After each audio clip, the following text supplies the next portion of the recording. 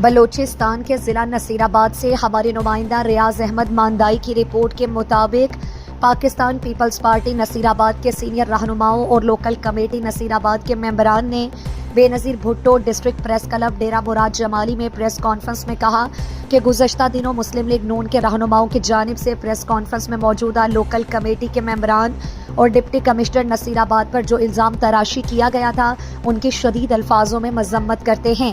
وہ سراسر جھوٹ، من گھڑت اور بے بنیاد الزامات لگائے ہیں۔ انہوں نے کہا کہ گزشتہ 10 برسوں میں ہی یہی لوگ اور ان کے چند چہیتے مبینہ لوکل سرٹیفکیٹ بنانے کے نام پر پیسے لے کر باہر سے آنے والے اور یہاں کے غریب لوگوں سے بھاری رقم لے کر پھر لوکل سرٹیفکیٹ بنوا کر دیتے۔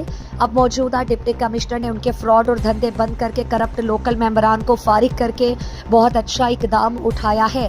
ہم تمام ممبران ڈپٹی کمشنر نصیر آباد، صوبائی وزیر اریگیشن میر محمد صادق عمرانی اور صوبائی مشیر سردار غلام رسول عمرانی کی کوششوں سے فراڈیوں کے دندے بند ہونے سے کرپٹ لوگوں کی چیخیں نکل رہی ہیں۔